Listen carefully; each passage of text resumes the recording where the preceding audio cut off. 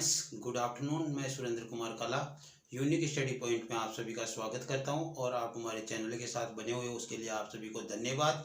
हमारे जो profit loss का टॉपिक चल रहा था हम उसको आगे बढ़ा रहे हैं और मैं हर वीडियो में आपको कहता हूं कि अपने वीडियो के जो डिस्क्रिप्शन बॉक्स है उसमें अपना जो व्हाट्सएप नंबर का लिंक दिया हुआ होता है। यदि आपकी किसी प्रकार की कोई दिक्कत हो तो आप वहां पे जाकर उसको शेयर कर सकते हो, जिससे आपके हर समस्या का समाधान मिले। वहाँ पे अपने टॉपिक से संबंधित कोई भी आप प्रॉब्लम वहाँ पे शेयर कर सकते हो। ओके, हम आगे बढ़ते हैं। जो कल के वीडियो में जो आपको क्वेश्चन दिया गया था घर पे करने के लिए, वो क्वेश्चन करते हैं पहले। तो कल का क्वेश्चन था वो अपना कि एक दुकानदार 1 रुपये में 3 की दर से कुछ केले खरीदता है तथा उतने ही रुपये में 4 रुपये में 5 की दर से कुछ केले और खरीदता है तथा उन्हें मिलाकर 3 रुपये में 4 की दर से बेच देता है। तो पहले तो हमारे को मालूम है कि दो हमारे को यहाँ पे भी खरीदता है और यहाँ पे भी खरीद रहा है, तो ये दोनों हमें उतारने हैं। पहले तो हमें विक्रय वाले, तो हम यहाँ पे शुरुआत करते हैं। पहला तो कल वाला काम करना है, कोई विशेष अलग है नहीं इसमें। तो क्या करें, हम खरीदने की बात करें। तो खरीद में जो सबसे ऊपर हम लिखते हैं यहाँ पे कीमत या मूल्य, कीमत या मूल्य। और इधर क्या लिखते हैं, वस्तु। क्या, वस्तु। वस्तु यहाँ पे केले है तो केले हो जाएंगे और संतरे है तो संतरे हो जाएंगे। और इधर जो ये रुपये में दे रखा हमने, रुपये में। तो फर्स्ट कंडीशन जो इसने दी है वो फर्स्ट कंडीशन दी है कि 2 रुपये में 3 की दर से, यानी 2 रुपये में 3 केले खरीद रहा है। तो ये लो 2 रुपये और ये 3 केले, 2 रुपये में 3 की दर से केले खरीद रहा है, तो 2 रुपये में 3 केले इसने खरीद लिए। चलो ठीक है, सॉरी हाँ खरीद लिए। फिर दूसरी कंडीशन क्या है, 4 रुपये में 5 की दर से। ये सेकेंड कंडीशन है, 4 रुपये में 5 की दर से केले खरीद रहे हैं। 4 रुपये में 5 केले खरीद रहा है। यहाँ पे 2 रुपये में 3, यहाँ पे 4 रुपये में 5, और दोनों ही खरीद रहा है।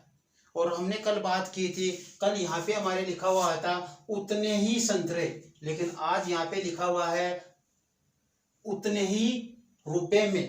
पहले कल यहाँ पे लिखा होता उतने ही संतरे और आज लिखा हुआ उतने ही रुपए में। इस शब्द का आपको ध्यान देना है। उतने ही केल वस्तुएं है, उतने ही केले है, उतने ही संतरे है, या उतने ही आम है, या उतने ही कोई जो चीज ले रहा है, चीकू है या लीची है, जो भी है, तो वो सब यहाँ पे उतने ही है। तो हम उस समय फ्रूट को बराबर करते हैं, उन वस्तुओं को बराबर किया था हमने। कल संतरे की बात थी तो संतरों को बराबर किया था। ठीक है, आज हमें करना है क्या है, आज देखो क्या कह रहा है, उतने ही रुपये में। तो आज तो हमें क्या करना है, रुपये में। कल यहाँ पे वो वस्तुओं का नाम लिखा हुआ था, संतरे थे, संतरों को बराबर करे थे। आज कह रहा उतने ही रुपये में, या उतने ही रुपये के हो सकते हैं, उतने ही रुपये में या उतने ही रुपये के। ठीक है, तो इसने क्या किया, रुपये को बराबर करना है, क्योंकि इतने जितने के ये खरीदे थे उतने के ही ये खरीद रहा है। रुपये दोनों में बराबर ही लगाए हैं। हालांकि इनके दर अलग है, यहाँ पे 2 रुपये में 3 आ रहे हैं, यहाँ पे 4 रुपये में 5 आ रहे हैं, लेकिन दोनों को क्या किया, अलग अलग दर पे उसने खरीदा है। और दोनों के लिए रुपये बराबर ही दिए है, इसके लिए भी उतने ही रुपये दिए जितने इसके लिए। तो इन रुपयों को हमें बराबर करना पड़ेगा। तो रुपयों को बराबर करने के लिए क्या करें, देखो रुपयों का सिस्टम ये है। तो 2 और 4 के में क्या आता है, फाड़े में दोनों में सेम आए, 4 ही आता है। 4 एकम 4, 2 दूनी 4, उसके बाद में तो 8 आएगा, तो 4 आता है, तो 4 को ही बराबर कर लो। तो इस कंडीशन को तो आपने क्या किया, 2 से गुणा किया तो ये 4 हो गए। और इस कंडीशन को क्या करोगे आप, 1 से गुणा करोगे तो ये 4 ही रह जाएंगे। ठीक है, उतार लेते हैं, चलो नीचे। 2 दूनी 4 और 3 दूनी 6, और ये 4 एकम 4 और 4 पंजे 5 एकम 5, ये हो गया अपने पास। ये खरीद के मामला यहाँ पे है, खरीद का यहाँ पे, ये फर्स्ट पोजीशन के लिए, सेकंड पोजीशन के लिए। लेकिन हमने क्या किया, इसमें रुपयों को बराबर किया है। क्या किया है, रुपयों को बराबर किया। तो हमने रुपये बराबर कर लिया दोनों में। अब रुपये जैसे बराबर किए तो अब हमें क्या करना है, इनको जोड़ना है। तो ये जुड़कर कितने हो गए, ये जुड़कर हो गए 8 रुपये। और इधर कितने के लिए आ गए, 11। 8 रुपये में कितने के लिए आ गए, 11 आ गए। अब इस कंडीशन को यहाँ दोबारा से उतारेंगे हम। तो इधर यहाँ पे लिखता हूं मैं वही, थोड़ी आगे, कीमत और वस्तु। यही हमारे पास था, कीमत में रुपयों में है और वस्तु केले है, तो एक ही बात। यहाँ पे पहले हम खरीद की बात करते हैं। तो खरीद में क्या किया इसने, 8 रुपये के 11 केले खरीदे, दोनों को मिलाकर कर दिया हमने, क्योंकि दोनों अलग अलग होंगे तो क्वेश्चन ही नहीं होगा। तो ये वो क्वेश्चन है जो हमारे को पहले बड़े आदमी पूछते थे, अपने से बड़े को कहते थे कि इतने रुपए के 5 किलो प्याज खरीदे, इतने रुपए के फिर 5 किलो और खरीदे, दोनों को मिलाकर इतने में बेच दिए। तो वो क्वेश्चन हम अटक जाते थे, वो क्वेश्चन है यहाँ पे। इनको पहले हमें बराबर करना होगा उस पोजीशन को। फिर ये देखो, ये तो आ गया खरीद का लिए। अब विक्रय मूल्य वाला देखो, 4 रुपए में 3 की दर से बेच देता है, तो यहाँ पे बेचता है 4 रुपए में, सॉरी 3 रुपए में 4 की दर से, 3 रुपए में 4 की दर से बेच देता है। चलो ठीक है, इतना करने के बाद में हमें क्या करना है वो आपको मालूम है। क्या करना है, इसको इससे गुणा किया तो ये कितने हो गए, 32 हो गया, और ये 32 क्या आ गया, क्रय मूल्य आ गया, क्योंकि ये खरीदा है ना। और इसको ऊपर से नीचे इधर लेकर आएंगे तो 11 3 33, ये क्या हो गए 33 रुपये, ये हो गया आपका विक्रय मूल्य।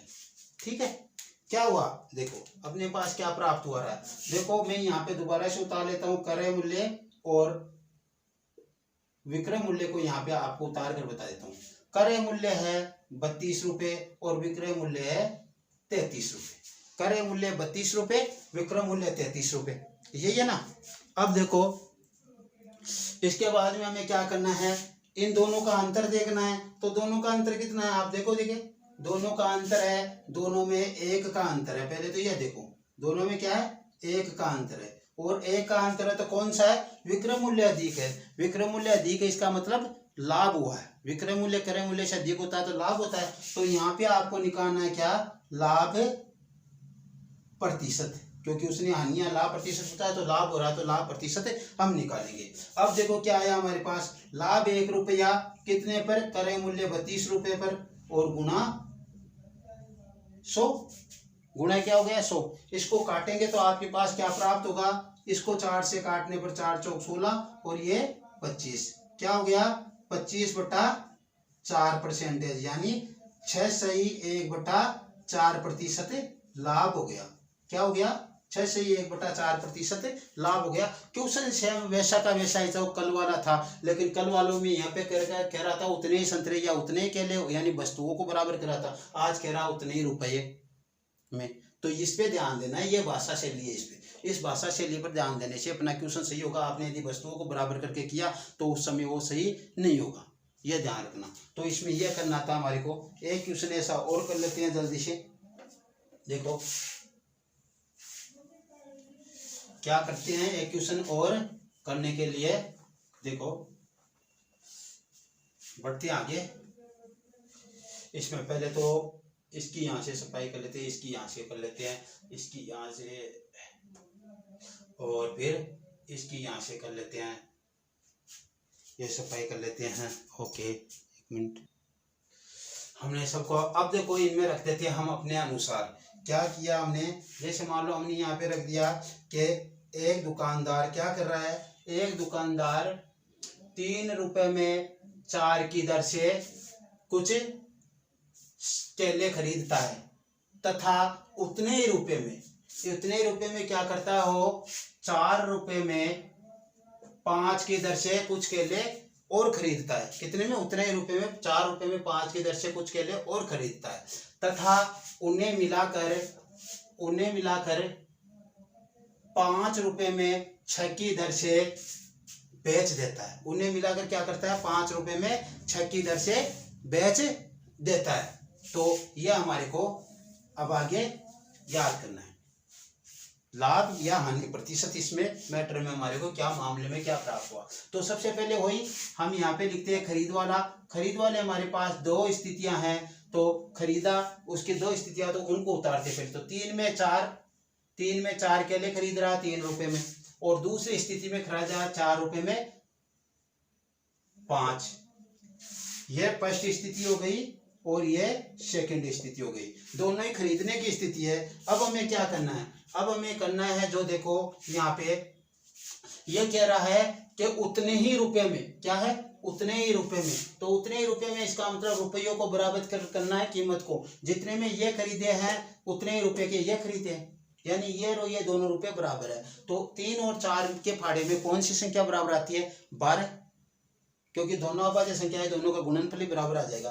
तो इसको तो हम गुणा कर देते हैं, इसको तो कितने से गुणा कर देते हैं? इसको तो 4 से गुणा कर देते हैं 3 वाले को, और 4 वाले को कितने से गुणा कर देते हैं?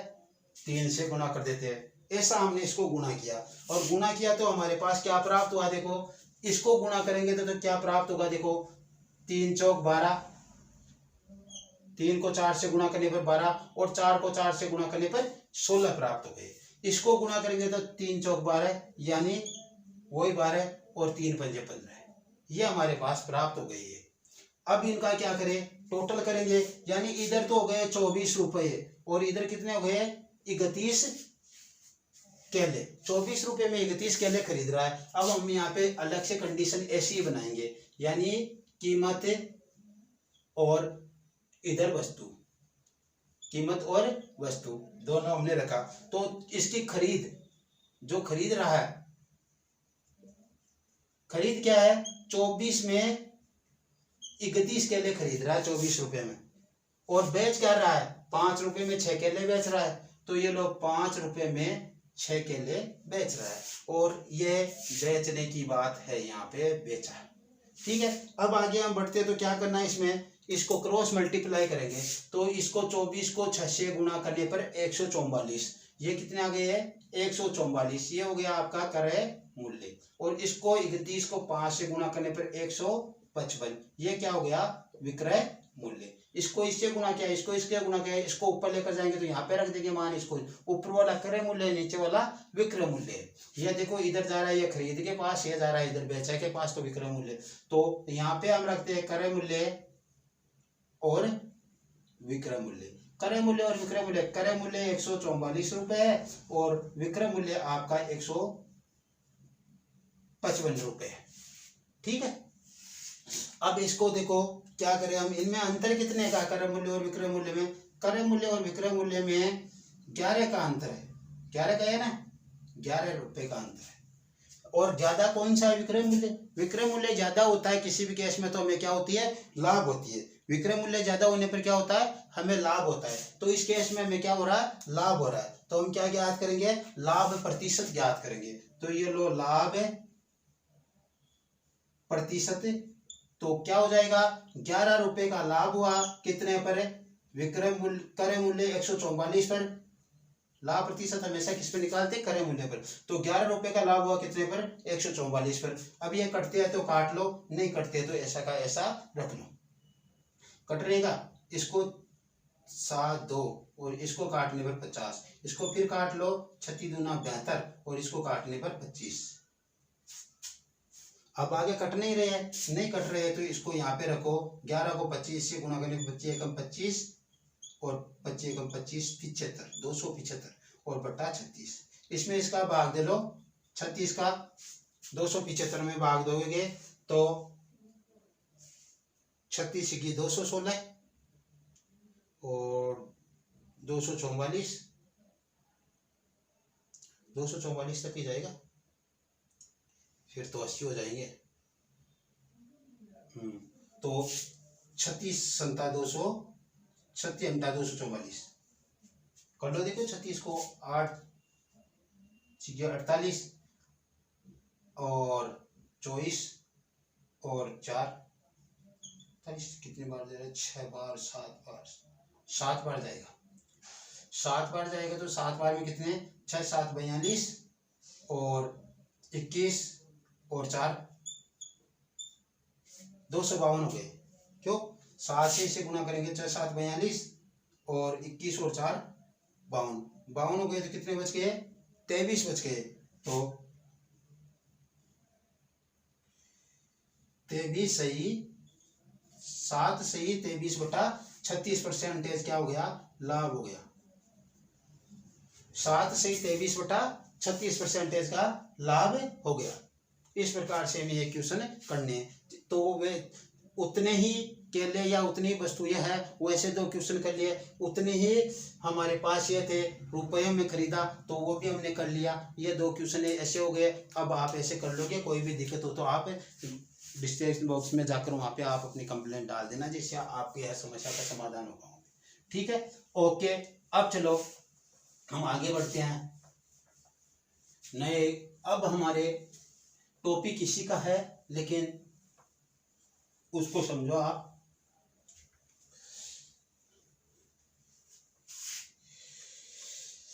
टॉपिक है अब आगे बट्टा। लावानी में है बट्टा, डिस्काउंट। क्या है? डिस्काउंट बट्टा। तो हम इसमें करते हैं कि ऐसा क्वेश्चन करते हैं कि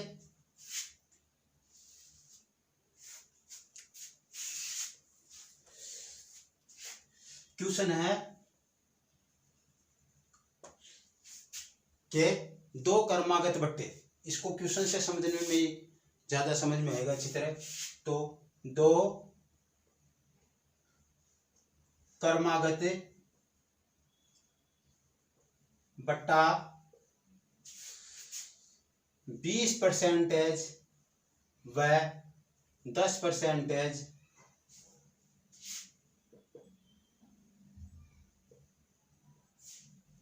के संगत समतुल्य बट्टा, के समतुल्य बट्टा ज्ञात करो।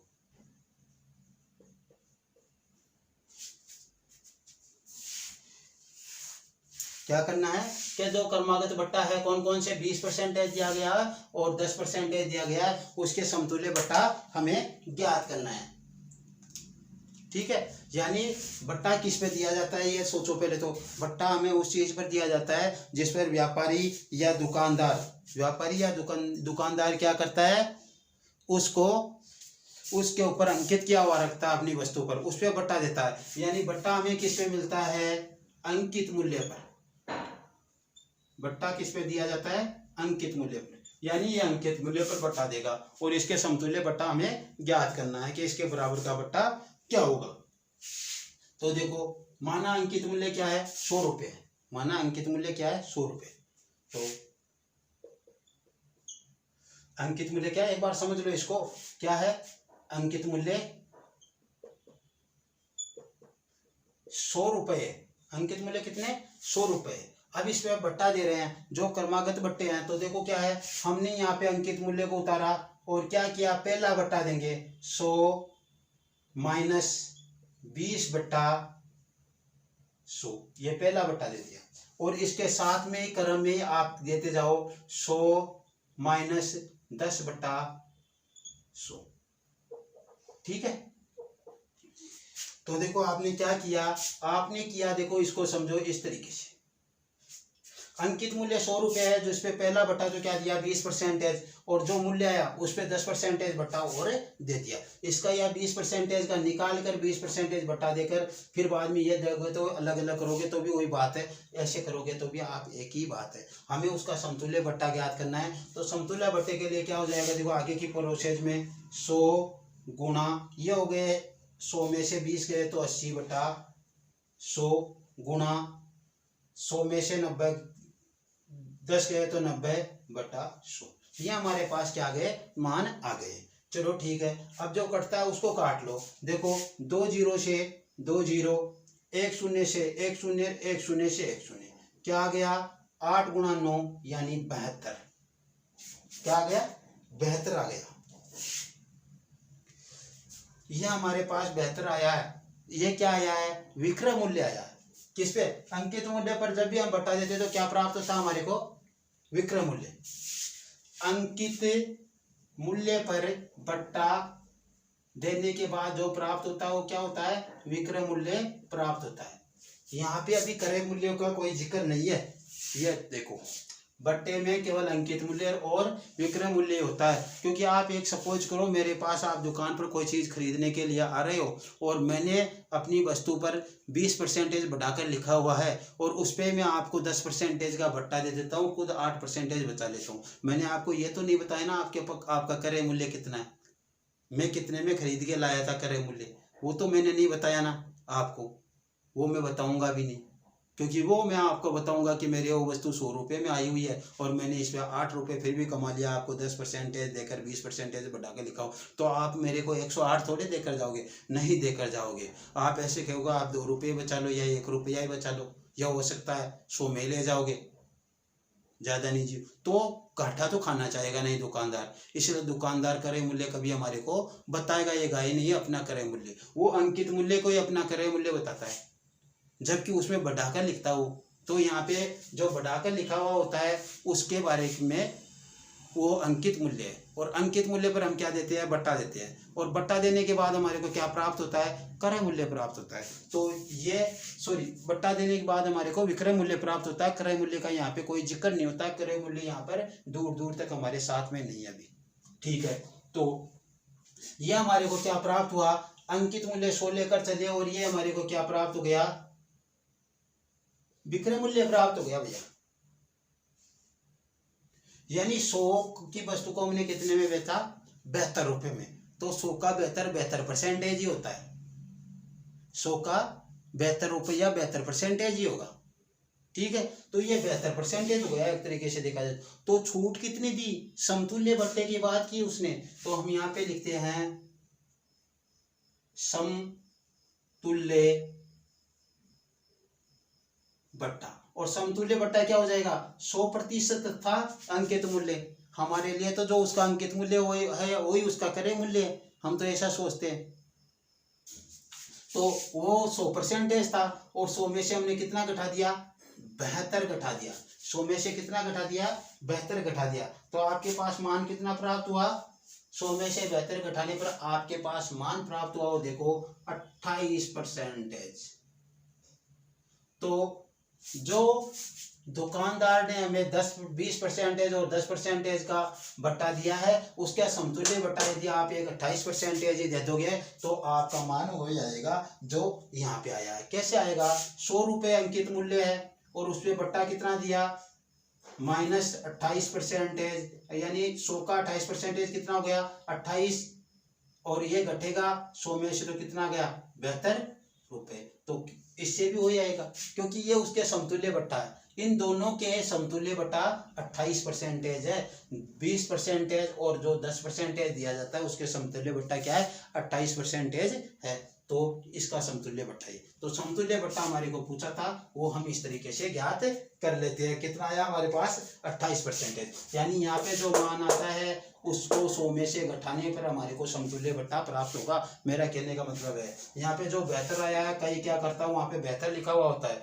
और 72 को क्या करते हैं, गुड, अपना आ गया उत्तर। वो ये नहीं सोचता कि यहाँ पे समतुल्य बट्टा पूछा अगले ने, विक्रय मूल्य नहीं पूछा। विक्रय मूल्य पूछता कितने में बेची, तब तो उसका मूल्य है 72 रुपये सही था, लेकिन उसने पूछा समतुल्य बट्टा। समतुल्य बट्टे के लिए तो आपको उस जो प्राप्त हुआ उसको 100 में से घटाना पड़ेगा और 100 में से घटाने पर कितना आएगा, 28% है। चलो ठीक है, एक तरीका तो आपके पास ये हो गया। अब ये मानने वाला तरीका रखेंगे नहीं हम, क्योंकि सीधा 100 लेंगे और उससे गुना कर देंगे, ठीक है।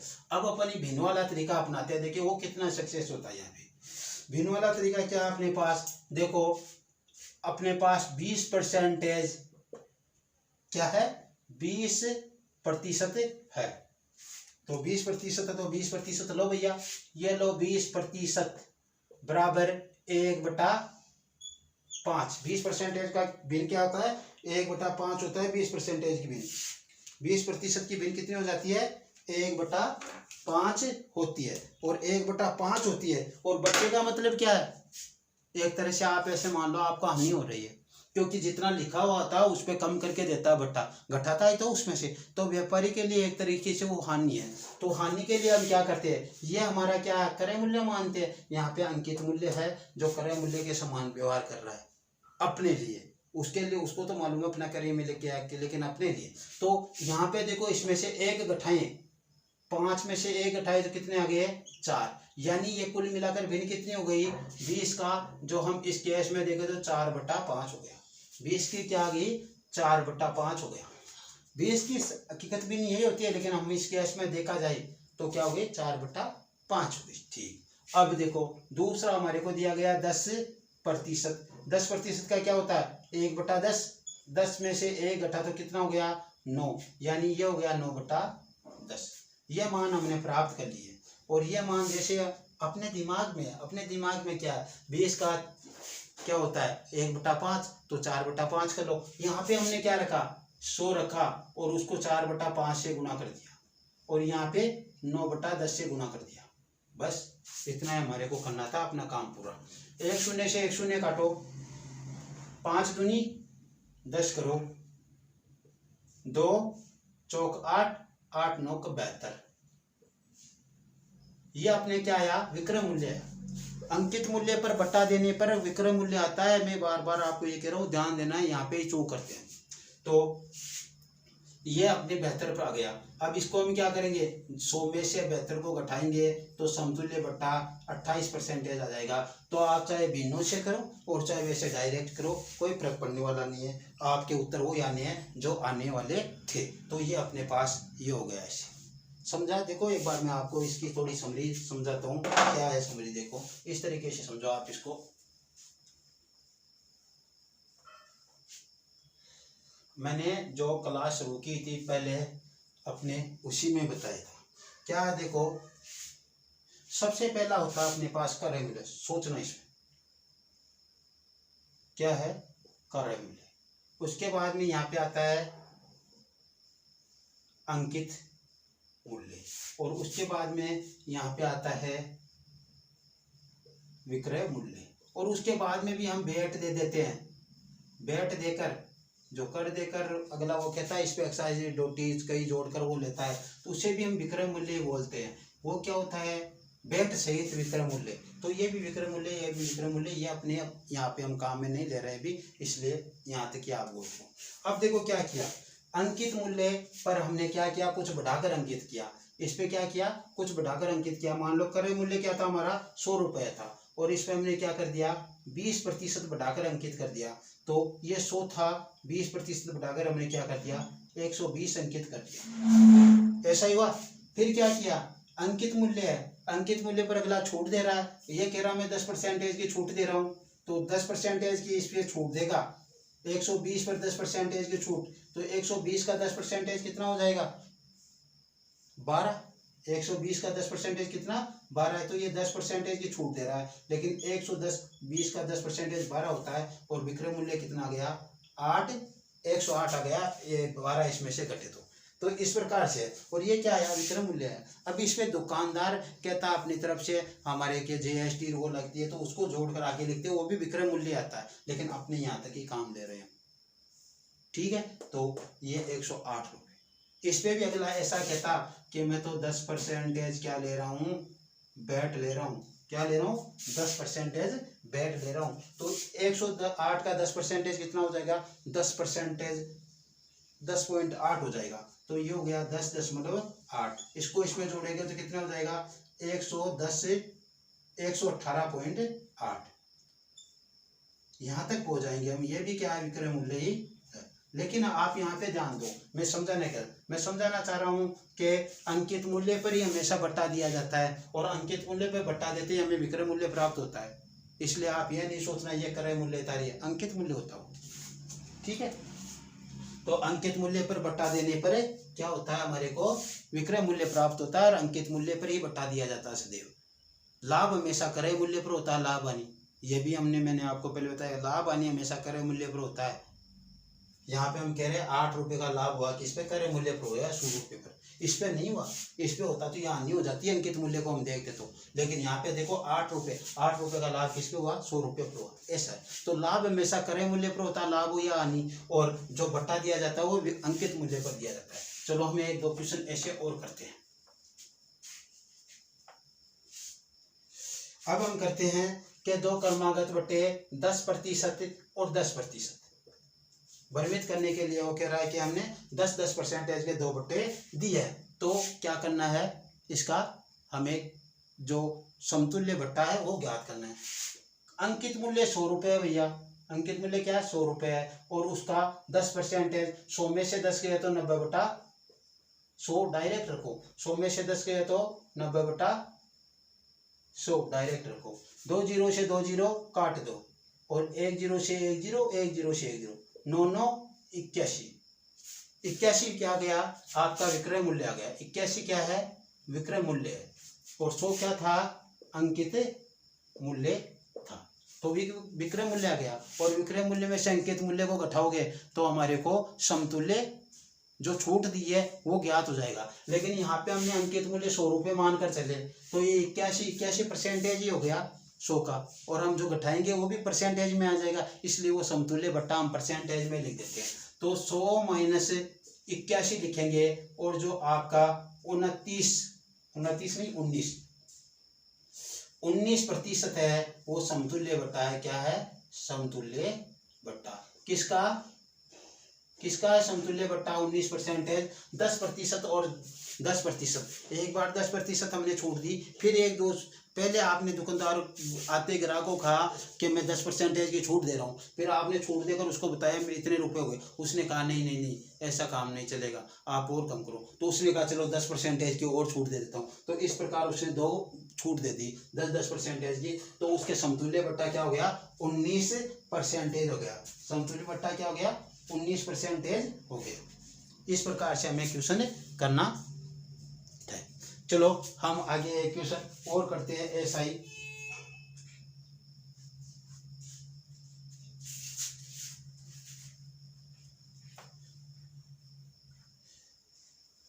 देखो भाई आपको क्वेश्चन आप ऐसे समझो, देखो लगातार 3 बट्टे दिए गए हैं, कितने कितने 10% के, 20% के और 30% के, समतुल्य भट्टा हमें ज्ञात करना है। यानी 3 क्रमागत बट्टे 10%, 20% और 30% के दिए गए हैं, और हमें समतुल्य भट्टा ज्ञात करना है। तो यहाँ पे लिखा जाएगा कि 3 क्रमागत बट्टे क्रमशः 10%, 20% और 30% दिए गए हैं, तो समतुल्य भट्टा ज्ञात कीजिए। तो समतुल्य भट्टा क्या हो जाएगा, देखो 100 गुणा 10 गए 100 में से तो 90/100, 20 गए 100 में से तो 80/100 में से तो घटा रहे 100, और इंटू 30 गए 100 में से तो 70/100, काट लो, 2 जीरो से 2 जीरो, 1 जीरो से 1 जीरो, 1 जीरो से, और इससे भी ये कट गया।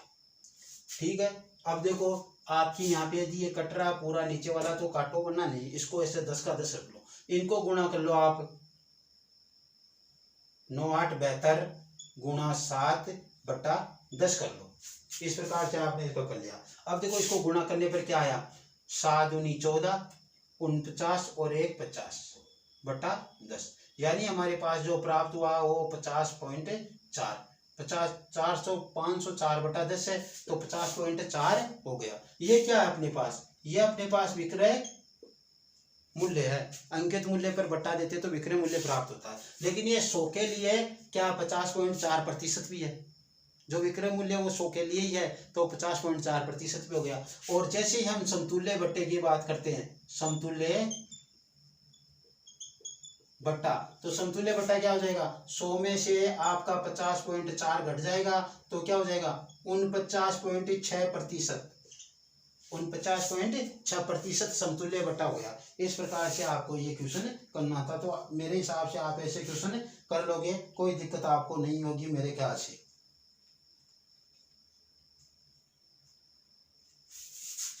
अब देखो हम क्वेश्चन करते हैं, समतुल्य भट्टा का मान हमारे को दिया गया हो और हम आगे निकालना चाहे तो कैसे निकाले, ऐसे क्वेश्चन करते हैं। ठीक है, समतुल्य भट्टा का मान क्या हो हमारे को दिया गया हो, तो देखो क्वेश्चन क्या है, क्वेश्चन है एक दुकानदार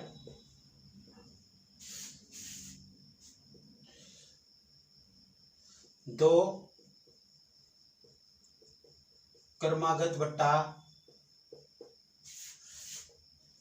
30% व x प्रतिशत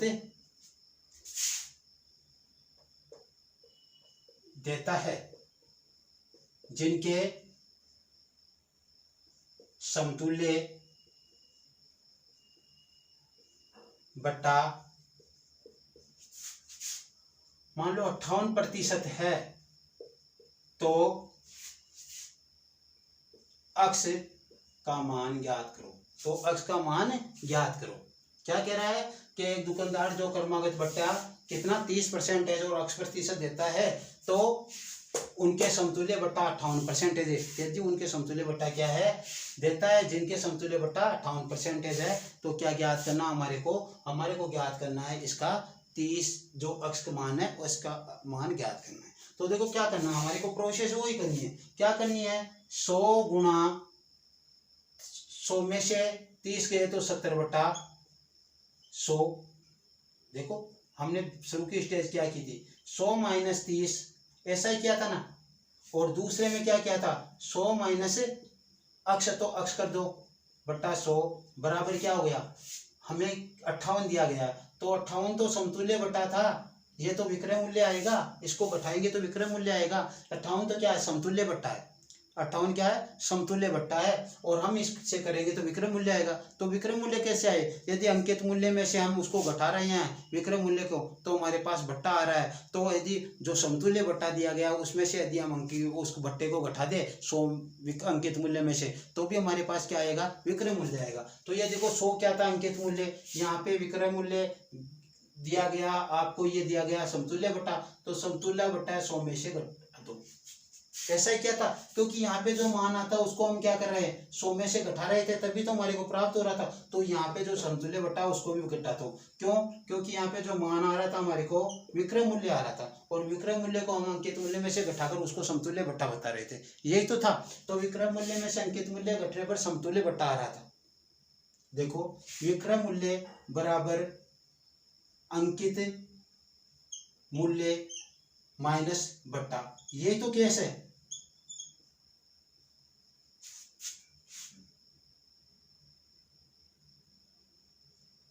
अंकित मूल्य में से यदि बट्टा घटा दे तो हमारे पास विक्रय मूल्य आ जाएगा। तो ये विक्रय मूल्य तो अंकित मूल्य 100 रुपये, उसमें से समतुल्य बट्टा घटा दो, आपके पास विक्रय मूल्य आ जाएगा। चलो ठीक है, ऐसा हमारे करने पर अब देखो क्या हुआ, 2 जीरो से 2 जीरो गए, इसको पहले लिख लो नीचे, 100 × 70/100 इंटू 100 माइनस अक्स बटा 100 और बराबर ये घटाने पर कितना आ गया, 42 आ रहा क्या, 42 आ रहा, तो 42 से लिख लो आप। तो अब देखो 2 जीरो से 2 जीरो गया, 1 जीरो से 1 जीरो गया, हमारे पास क्या प्राप्त हुआ, 7 कोष्टक 100 माइनस अक्स, इसको गुणा किया तो नीचे 10 बराबर 42, यही तो प्राप्त हुआ। अब हमें मान अक्स का निकालना है, तो ये संख्या इधर जानी चाहिए। तो देखो 100 माइनस अक्स बराबर 42, 10 जाकर ऊपर गुना हो जाएगा इधर में, क्योंकि इधर भाग में है, और ये 7 आ जाएगा नीचे, यही तो 7 नीचे आ गया, 7 की 42 कितना हो गया, देखो 100 माइनस अक्स बराबर 10 है 60, अक्स का मान हमें निकालना है, अक्स इधर जाएगा, तो देखो 100 माइनस 60 बराबर अक्स, और अक्स का मान कितना गया 40, तो ये 40% हो जाएगा। अक्स का मान क्या आ गया 40%, कितना आ गया अक्स का मान 40% आ गया। तो इस प्रकार से हमारे को निकालना है, क्या आ जाएगा 40%। यहाँ पे ध्यान रखना, समतुल्य बट्टा को 100 में से घटाएंगे तब जाकर यहाँ पे जो मान आएगा उससे हमें क्या करनी है, इनकी कैलकुलेशन करनी है, वरना ऐसे नहीं होगा। आप यदि सीधा इसको रख लोगे तो। चलो ठीक है, एक क्वेश्चन और करते हैं।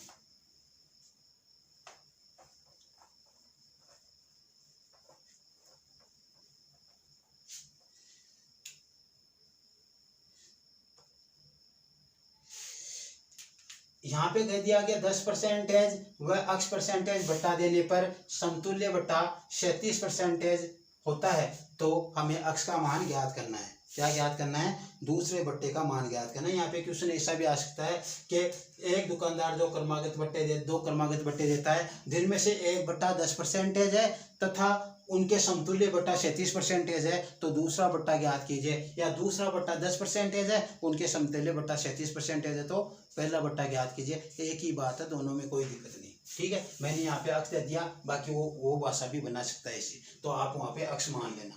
ठीक है, अब देखो करना क्या है, हमने 100 लिया, 100 गुणा देखो 100 माइनस 10 बटा 100, और यहाँ पे गुणा 100 माइनस बटा 100। क्या किया हमने, देखो यहाँ पे हमारे जो है, यहाँ पे ये 10 था, 10 घटाया, और यहाँ पे अक्ष था तो अक्ष घटा दिया, और यहाँ पे बराबर करके हमने क्या किया, बराबर करके यहाँ पे 100 तो क्या था अंकित मूल्य, उसमें से समतुल्य बटा घटा दो आप 37, तो विक्रय मूल्य आ जाएगा, क्योंकि इनको गुणा करने पर विक्रय मूल्य आता है। मैंने कहा था बट्टा देने के बाद में विक्रय मूल्य तो प्राप्त होता है, तो हमने 2 बट्टे दिए क्रमागत विक्रय मूल्य प्राप्त होगा, लेकिन हमारे को यहाँ पे समतुल्य बट्टा दिया गया, इनके बराबर 10 और अक्ष के बराबर समतुल्य बट्टा 37 है, तो 37 को आप 100 में से घटाओ, आपको विक्रय मूल्य प्राप्त हो जाएगा। ठीक है, अब देखो हमने क्या किया, 100 इंटू 10 गए 100 में से, तो 90 बटा 100 गुणा, इसको ऐसा क्या ऐसे 100 माइनस अक्ष बटा 100 बराबर, ये कितना हो गया 63 हो गया, क्या 63 आ गया इसका मान। अब जो कटता है उसको काट लो आप, देखो 2 जीरो से 2 जीरो गई, 1 शून्य से 1 शून्य गया, और इसको आप रखोगे यहाँ पे, तो 9 बटा 10 गुणा 100 माइनस अक्ष बराबर 63। अब देखो 100 माइनस अक्ष का मान निकालो आप, 100 माइनस अक्ष बराबर ये 63 तो इधर है, गुणा 10 चला जाएगा ऊपर, 9 आ जाएगा नीचे, 9 7 63। यहाँ पे हमने जो मान रखा, इधर क्या है 100 माइनस अक्ष, 100 माइनस अक्ष, और इधर क्या हो गया 7 को 10 से गुणा करने पर 70। अब हमें अक्ष का मान निकालना है, अक्ष को इधर ले जाओ, 70 को इधर ले आओ, तो 100 माइनस 70 बराबर अक्ष, इसको घटाए तो कितना आ गया 30, अक्ष का मान 30 और अक्ष तो प्रतिशत में है, तो ये क्या हो जाएगा 30%, क्या हो गया 30%। तो इस प्रकार से आप इसको मान निकाल सकते हो, कोई दिक्कत वाली बात नहीं है, मेरे ख्याल से आप निकाल लोगे तो आपको ऐसे क्वेश्चन करने हैं। ठीक है, अब अपने आज की क्लास में इतना ही, और आगे हम कल की क्लास में करेंगे। Okay bye, thanks. आज की क्लास इतना ही, वीडियो को आगे शेयर कीजिए, सब्सक्राइब कीजिए, और ज़्यादा से ज़्यादा आप आगे पहुँचाइए। ओके, अपने कमेंट जो डिस्क्रिप्शन बॉक्स में, वहाँ पे जाकर कोई भी समस्या हो उसके समाधान आप वहाँ पे पा सकते हो, व्हाट्सएप नंबर पर जाकर आपको हमारे व्हाट्सएप नंबर लिंक है वहाँ के डिस्क्रिप्शन बॉक्स में, आपको जो लिंक दिया गया उससे। तो ओके, आज के लिए इतना ही। Okay bye, thanks.